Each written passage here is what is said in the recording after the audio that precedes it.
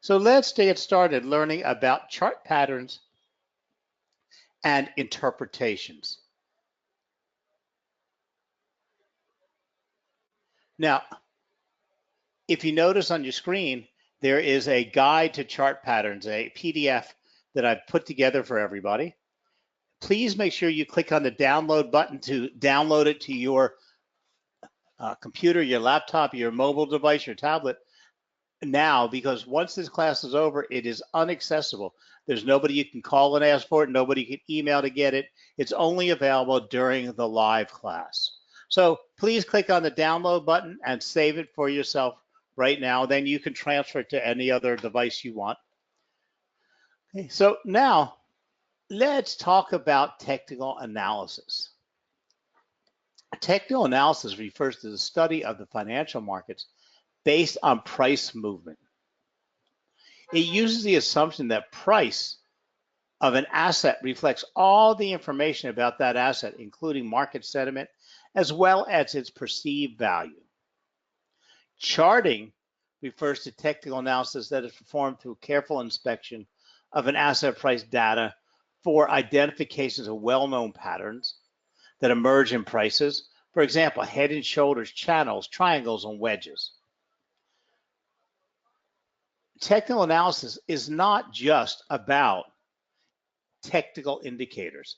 Technical analysis is about anything and everything that has to do with a chart.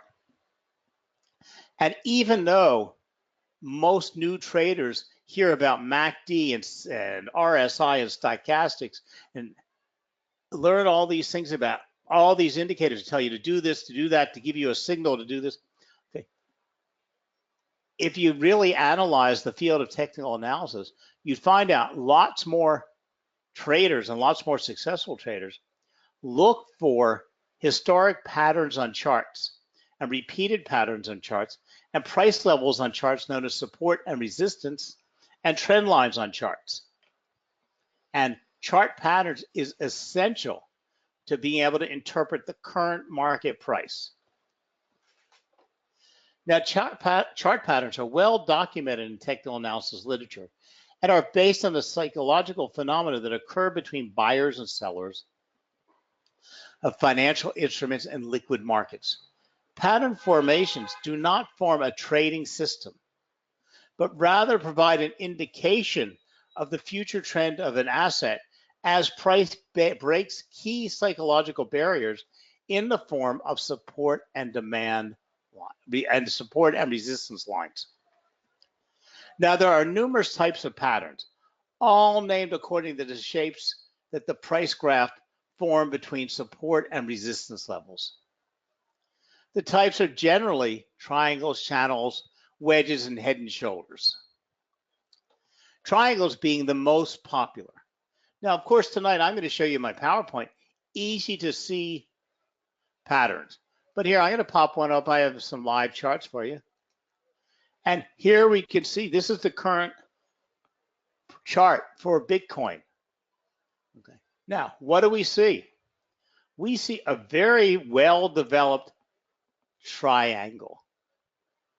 Okay. When we can identify this triangle, we can then start making some determinations about the market. Okay. As we see the price gets pushed closer and closer into the apex of the triangle, and the support and resistance lines close in, the buyers are being pushed into a very small area. At some given point, they're going to have to break out either upward or downward. So this is called a breakout, and it can be a break up or a break down. But we know as price gets stuck in the center, that pent-up demand is going to force something to happen. So in this case, we are expecting a strong break up will confirm the bullish trend continuation. So the resumption. So we saw price trending up, move back to the triangle, we see a breakout. This tells us this was just a simple retracement, and we would expect price to continue this previous uptrend. But it might break downward. Now, there are keys that we can use through this, such as volume, to help determine the momentum and what we expect price to do when this happens. So regardless of whether we're looking at an ascending triangle, a descending triangle, symmetrical triangle, whether we're looking at a head and shoulders, we're expecting something to happen at that particular price. And whenever you can predict where or what price you could expect an action or reaction, you're a step ahead. Now, a triangle is formed between two converging support and resistance lines. A negative sloping resistance line indicates a reduced level of profit taking and some more uncertainty about the value of an asset. With a positive sloping support line, price levels are squeezed into a corner. Once the support and resistance line is broken, pressure that is built up as a result of the uncertainty is released, and a certain amount of momentum is added to the price change in the direction of the breakout. Now, there are specific variations of triangles that can occur, namely ascending and descending.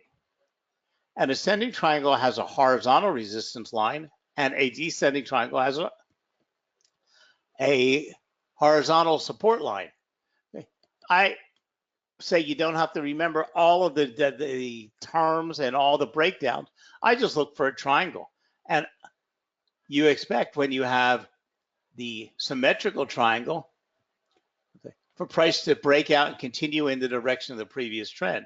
An ascending triangle usually forms in an uptrend, and a descending triangle usually forms in a downtrend, but it's not that it has to. But if you see the trend and you see the triangle, you can use your brain and figure this out anyway. So it's important to note that an ascending triangle can also be found in a downtrend. So the combination of the name of the triangle and the market trends is deceiving. But now what we want to do is we want to combine the pattern formation, especially the triangle, with volume. When in an ascending triangle, volume usually contracts. Volume, as the price is moving into that corner, should be declining. And then when it breaks out upward or downward, if the markets believe in that breakout, you should see a big jump in volume, because the asset has momentum to move in the direction of the breakout. We also have channels. Okay, channels are various, basically double tops and double bottoms. Okay, I don't put as much relevance into channels. They happen quite often, and they don't always tell you something. Okay, but we have channels and rectangles, and we have wedges. So let me show you them on a chart also.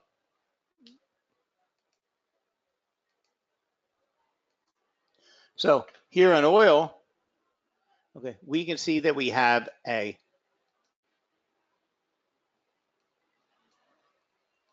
upward moving channel. Now, when that channel reaches a resistance line, we could expect some action. See, as that price channel hit this resistance line, price fell back down, and we're still expecting it to either bounce, break out of that channel and come down to the support line, or break out and then bounce off of its next resistance line and move back up to an upper channel. We can only predict, but volume will help us confirm that movement. So we can see that when price pushed up to the upper resistance line, look how much volume support soared as it declined off of that resistance line. So we think that this resistance level is a pretty strong resistance level for the current price. But this is ways that is used in our everyday trading. I just want to get these markers off of here and then go back to my PowerPoint.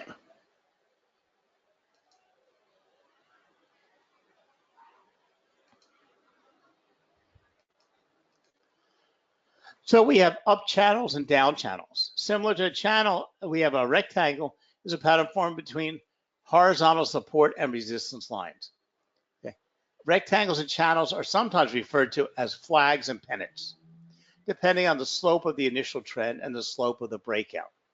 A flag could be defined as a bullish continuation channel down, or a bearish continuation channel up.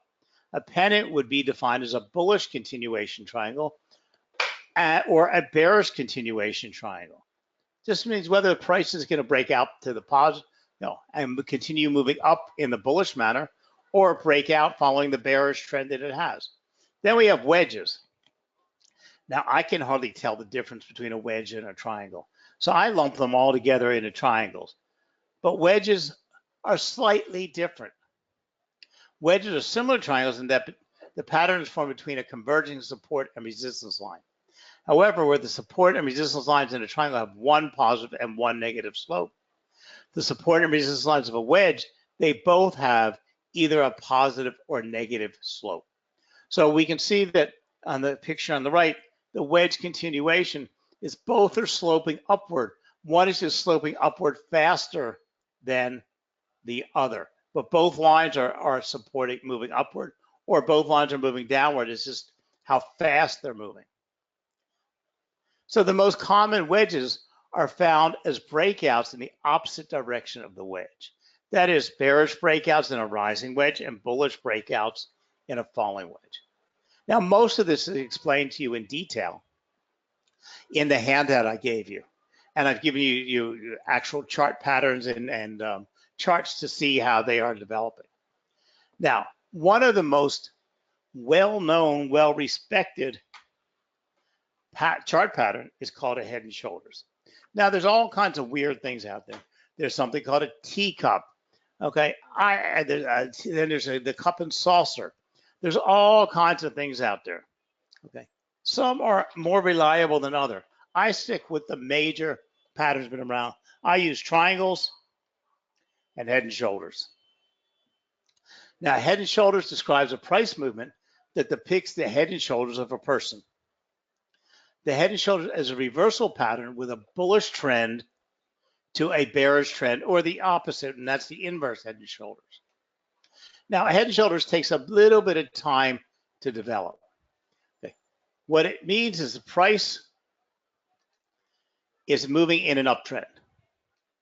Moves in the uptrend, it hits a support line, a resistance line, bounces off and comes down to make a bottom. Bounces off that new bottom, moves up through that original support resistance line and hits another resistance line, and then falls back down to its original bottom. This then becomes what we call the neckline. We don't even see the development of this at this point. We're not doing anything. We're not preparing anything. When price bounces off that neckline, hits that previous resistance line here and bounces off, now we're called the action. Now, there are some people that have all kinds of rules about exactly how low and how high the shoulders have to be, how much higher the head has to be than the shoulders. Well, I say it's just like a human being. Some people have long necks, some people have short necks. Some people have hunched shoulders, some people have high shoulders. As long as it forms relatively equal shoulder heights and the head is higher than the shoulders, and what's important is the neckline or the bottom line. Okay. Once it is formed, this starts to form this last part of the shoulder and bounces off that. You can see that last shoulder is starting to weld to form. We can then start making some preparation for what to do when this price should break through that neckline and now continue down in a reversal of that previous uptrend. But in reality, it's easy for me to draw these on sketches for you. In reality, they're much harder to see and analyze. But when you can find them, they are very reliable. So here is the formation of a head and shoulders pattern. But as you see, it's not as beautiful as the rules. It follows the rules, but it's harder to see. Price moves up, forms the left shoulder. We don't even know this shoulder, but it hits a resistance level and falls back down. Bounces off, it comes back down to its support level, bounces off there and breaks through the resistance level and goes up higher, but then it comes back down and eventually comes down to this support line again, bounces off of there, comes to the resistance line, and what do we have? We now have the formation of the right shoulder And at this point, when it breaks this support line, we then have a reversal pattern in effect. So left shoulder, left shoulder, head, right shoulder, reversal. So as I said, it's not as easy in reality to see these, but because they take quite some time to develop, you have ample time to spot them and prepare for them. Uh-oh.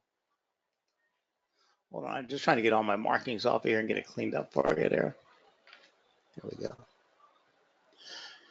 Now, a head and shoulders indicates both the end of a trend and the possible change in the direction of an asset's price. The given pattern is formed in an uptrend representing 3 peaks of market price arranged at different levels. 2 lower peaks called shoulders and located at the 2 sides of the highest peak called the head. The pattern lows are connected by the support level of the neckline. If the price falls below the neckline or the support level, a sell signal occurs.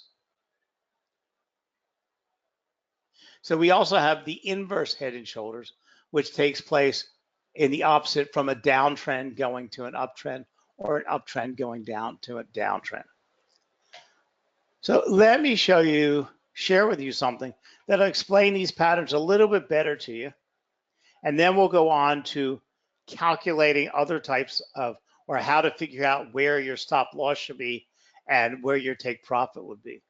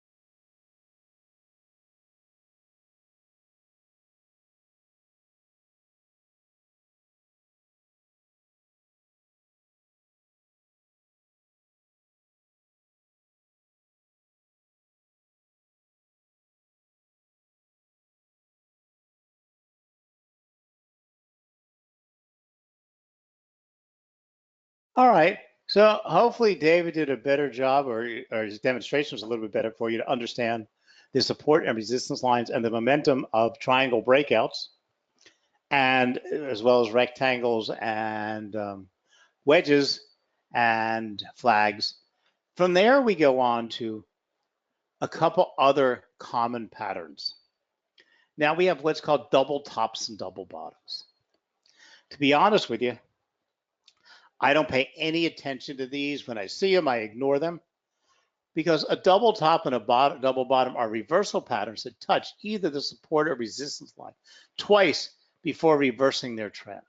Well, the fact is, it's a matter of price bouncing off, hitting a resistance line, falling back to support, hitting resistance. Price does that about 1,000 times a day. Okay, and nothing really happens. When price is moving between a support and resistance line, it just bounces there. Sometimes it can stay in there, bounce there between that whole field the whole day long. So to spend your time looking for double tops and double bottoms and trying to incorporate them into some type of a trading decision is really just a waste. Okay. But you should be aware what a double top and a double bottom are. Double tops represent a trend reversal pattern which precedes an existing trend reversal. A double bottom represents a trend pattern which serves as an existing downtrend reversal. Now we go to the more interesting one, which is a triple top and triple bottom. Now, if I see price moving up to a resistance line, bouncing off of it, coming back down to support line, moving back up, falling back down, moving back up, well, I might pay a little bit more attention. But the first thing you have to look at is the trend.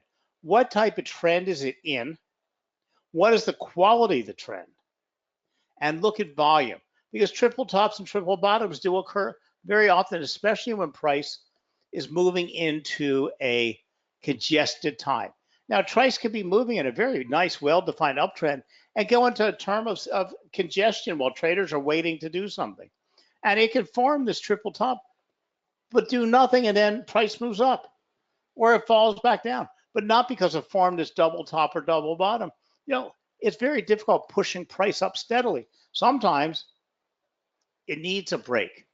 But triple tops and triple bottoms are reversal patterns that touch either the support or resistance line 3 times before reversing their trend. This is a stronger indicator of a trend change than a double top or bottom. Look for a strong initial trend and a significant breakout in order to confirm the reversal. And pay very, very close attention to volume.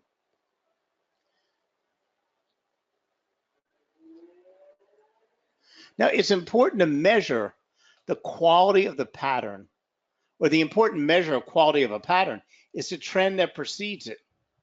It does not matter whether the trend is bullish or bearish, but the consistency and duration of the initial trend partly determines the well-formedness of a pattern. Okay. Now, that's not saying trends can have a lot of momentum moving up like that, and then they can slow down and move like that. Okay. But is the quality of the trend, is it making good pushes or tops, good and eases, push and ease, push and ease, push, or is it a very weak trend that is all over the place, doing nothing, making it impossible for you to even interpret it outside of maybe using a moving average or something to determine a trend? A good trend makes higher highs and lower highs, higher highs and lower highs, depending whether it's an uptrend or downtrend. A weak trend could give you this, but it gives it to you all over the place, or it keeps breaking the trend line. You have to keep redrawing it, even though price is moving upward. So the quality of the pattern and the reliability of the pattern will be very much based on the quality of the trend. Now, the pattern is said to have broken out once it has crossed either the support or the resistance line. If the pattern broke out in the same direction as the preceding trend, it is called a continuation pattern. If the breakout is in the opposite direction, it is called a reversal pattern. For example, a pattern described as a bullish reversal triangle would mean that is a bullish signal, that is, the breakout was through the resistance line upward. Because it is a reversal pattern, that means the preceding trend was the opposite direction of the breakout. That means that the preceding trend was bearish, or it's coming out of a downward movement, got a bullish breakout, and has moved to a bullish continuation, or it's picking up its positive momentum. Okay. Now, the 6 most popular patterns are falling wedges, bullish triangles, bullish patterns, rising triangles, rising bearish rectangles, and bearish pennants. Now, there are ways to calculate your stop loss, your entry, and your target point. Okay. My friend pointed it out in the previous video, but you can calculate it by this distance. When the price breaks out, it's expected to have the distance from the breakout equal to, and I don't forget what they call this in a triangle, the street side of the triangle, but this amount. Okay. You can also determine where to put your stop loss by using where it had bottomed on these trends and place it below there. Okay. I've given this to you in the handout and explained it to you in the handout. Okay. These are just guidelines. Please don't calculate them and then determine your stop loss and profit point. You can use them to calculate where you need to put your stop loss and what your target point, so you can calculate your profit and loss ratio and your risk reward ratio and your risk management. But you need to define these a little bit more, and they work much better with candles when you can see the swing highs and the swing lows of the candlesticks. But remember, it's quality of trend and volume that will help give you the key answer.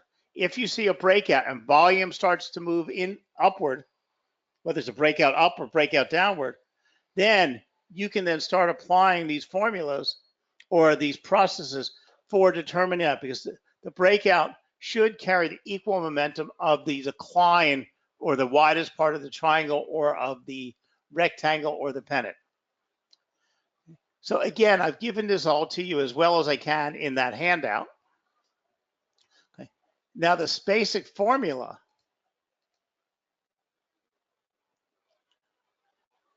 for a head and shoulders is very simple. Okay. All the formulas are very simple.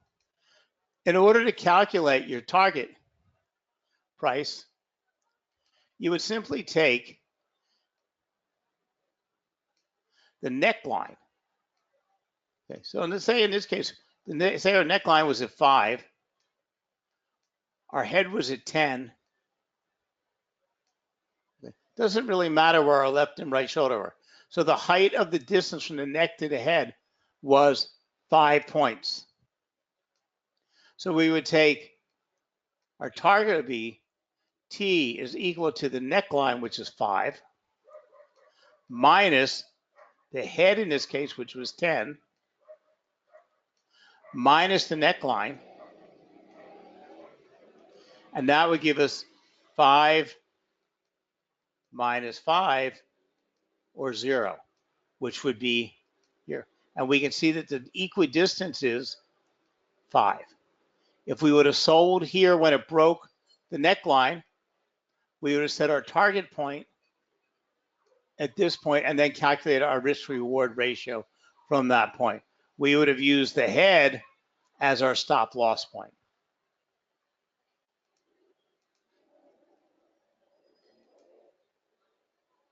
So it's a very basic calculation.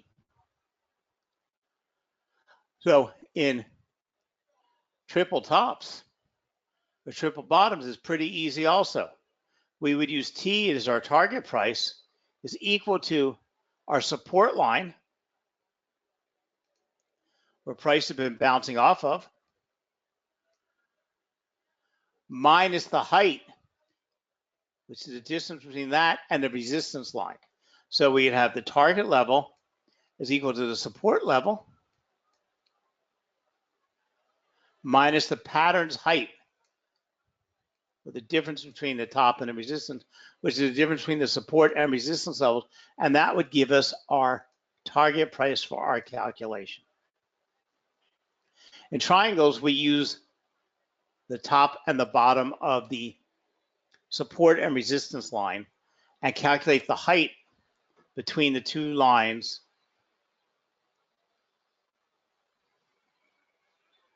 to give us our momentum or how to set our target price. So chart patterns aren't difficult to use. They're easy to spot, especially triangles on your chart. Let me just bring that chart back up here. And they're easy to deal in. So let's go here, and we're going to drop on volume.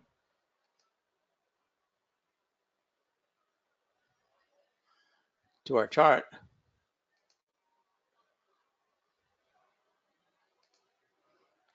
And as we can see, as prices moved into this triangle,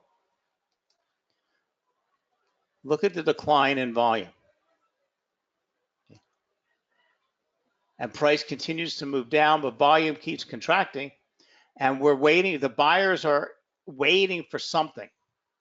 They're all sidelined, and that's why the volume continues. So when we get the breakout, whether it's up or down, once we get to that breakout, we should see, if the buyers believe in that, should see a jump in volume.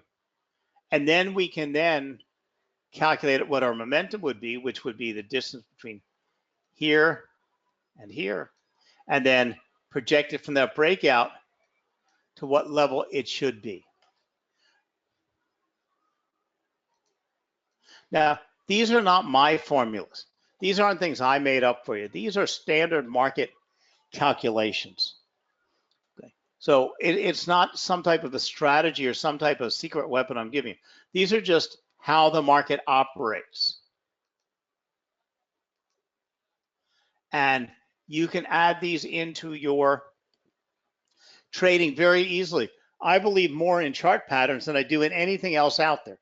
Chart patterns, support and resistance, trend lines, and price action and volume give you an entire trading system, which will be just as accurate as any Fibonacci retracements and RSI and stochastics and all the complicated. You can go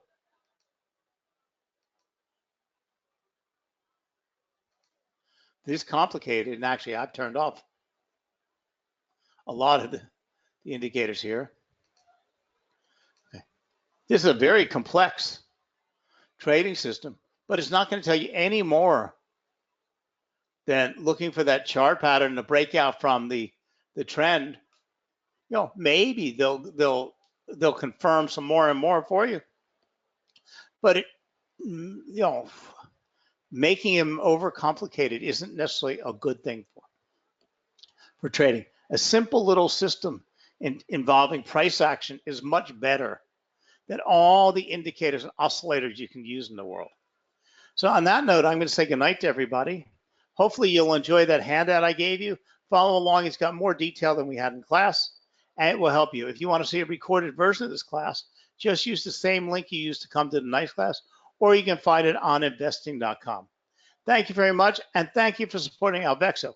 And go over and sign up now, and they'll give you all kinds of benefits for signing up from the webinar. So go to www.alvexo.com. Now, if they're not available in your local areas because they only provide trading or platform facilities where they are regulated. So thank you very much for joining us. Have a great week, and we'll talk to you again real soon. Good night now.